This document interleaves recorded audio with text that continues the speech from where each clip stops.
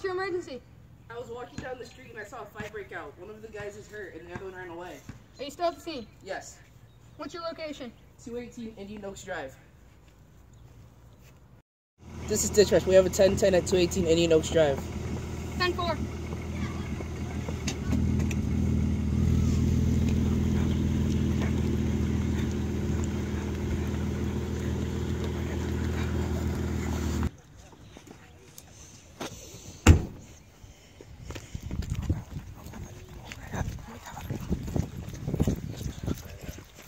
Code 187. I need CSI on the scene now. What happened here? Witness saw a homicide in progress, and the suspects fled the scene.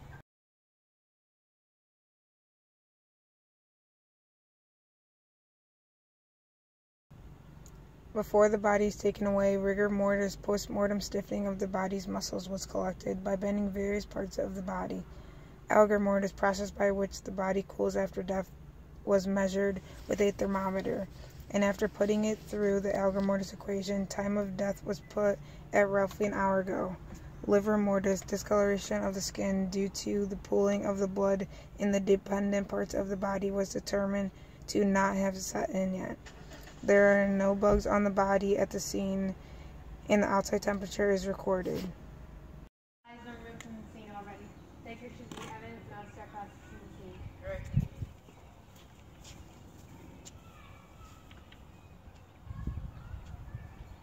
There's a hair. Take a picture.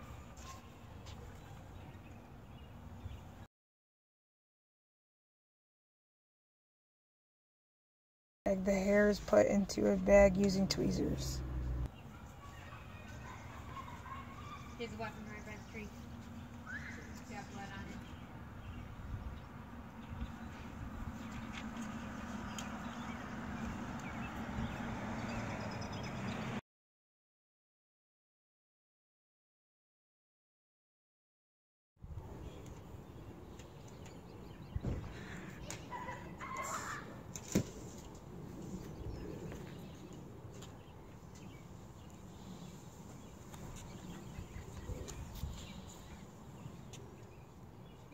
It's 63.5 centimeters from the house. Got it.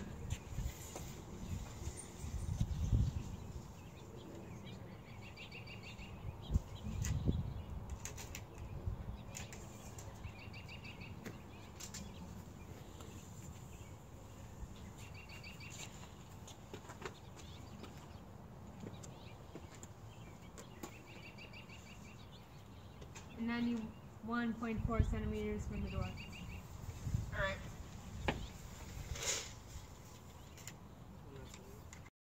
It seemed like the killer was close in range of the victim and the suspect threw the possible weapon in the bushes. The pictures are taken of the weapon from far and near. Also, pictures and records are taken of the position and measurements of the weapon in its standard position. After the pictures are taken, it is put into a paper bag to be taken to evidence.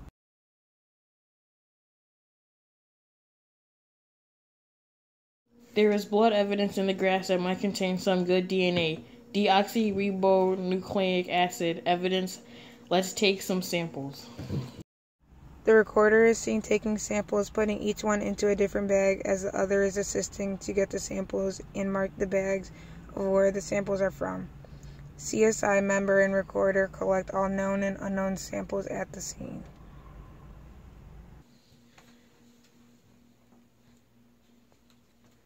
So the victim's name is Tybalt Capulet, nephew of Mrs. and Mr. Capulet. I tested his blood and he has AB negative. It's the rarest blood type. Only 1% of the population has it. His body showed the beginning stages of rigor mortis, fresh decay, and was a bit chilly to the touch. So it's been roughly 2 hours, give or take an hour. Also, this individual has started experiencing discolorization, which explains his PMI, which is post-mortem interval, and TOD, which is time of death, in which he died today exactly 2 hours ago. That's the same blood I found on the murder weapon. Okay, that's a rare blood type, so I'm going to start testing the DNA to see if they're a match.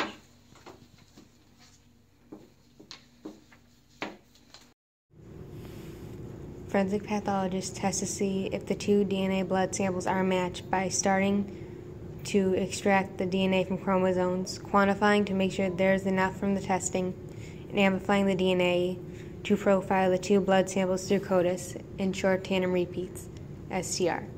After going through the polymerase chain reaction, PCR, stages, which denatures DNA to create multiple copies of a segment of a DNA strand. After extracting the DNA, quantifying and amplifying the DNA to the blood samples are a clear match. I matched and analyzed them through the PCR and STR because there wasn't too much blood to start with. The print is very unique and matches an individual person using the Henry system, a long-standing method by which fingerprints are sorted by physiological characteristics for one-to-many searching out the probability that this print matches any other. The probability that there's another print like this is found to be in 1 to 6/8 million, which is 1.5 times 10 to the negative 11th power. Of the print after minutia, and classifying the print on multiple different points to match other prints, the suspect will be easy to seek out. Also, because of the position of the thumbprint on the left hand of the weapon, this means the suspect was right-handed.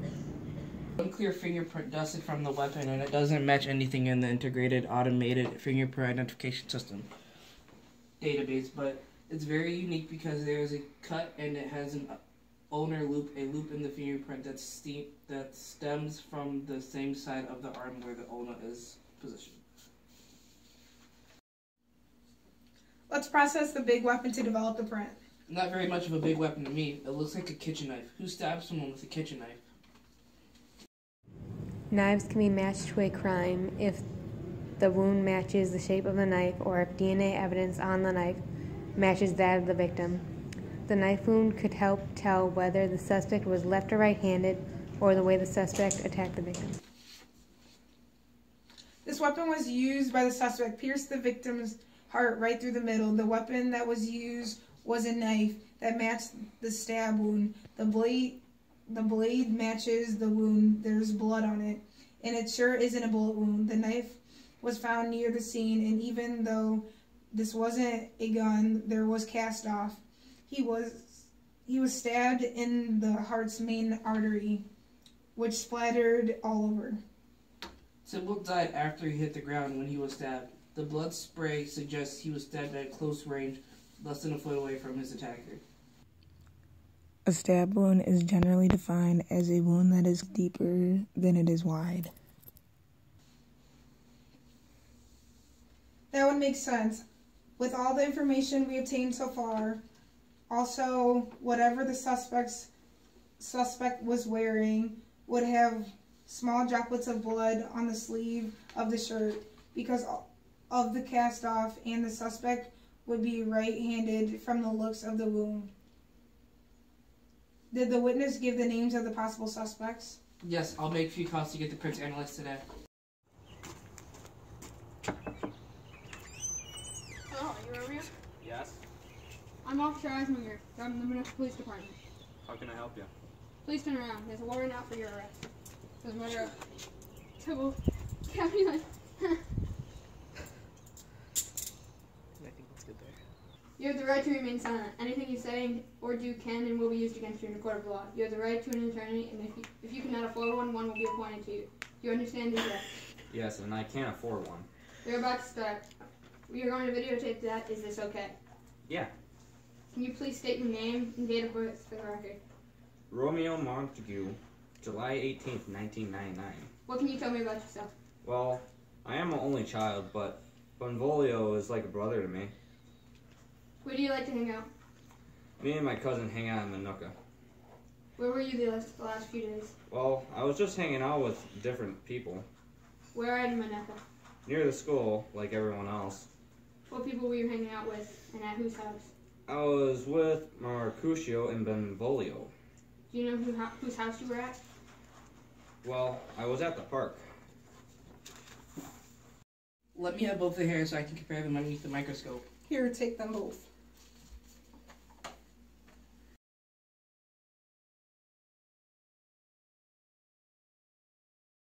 Both of the scientists take a look at the medulla. the inner region of a strand of hair, especially when it is distinguishable from the outer region or cortex, and cuticle, the outer cellular layer of a hair, through the microscope and record the information. Then a probability problem is done, and this hair can match 4 of 10 people. Come to find out, they match. I see that the hairs are about the same length. The unknown sample was in the telogen stage in which it fell out, but the known was pulled, the antigen stage, because we pulled it to get the sample from Romeo. After putting both the hairs from the crime scene and a hair from Romeo under a comparison microscope, we have determined that the medulla cortex and cuticle are almost exactly the same. So this adds to the thought that he almost definitely was at the scene of the crime. Did we get any other information about the crime? Yes, we have found your killer. Okay, who is it and what information do you have? Well, we have tested the hair, weapon, and body in the lab to the known samples taken from the suspect, Romeo Montague, your killer. Everything matches up from the prints to the hair samples. It was just too easy. All information will be brought up in the court case and is scheduled to end May 21st, 2017.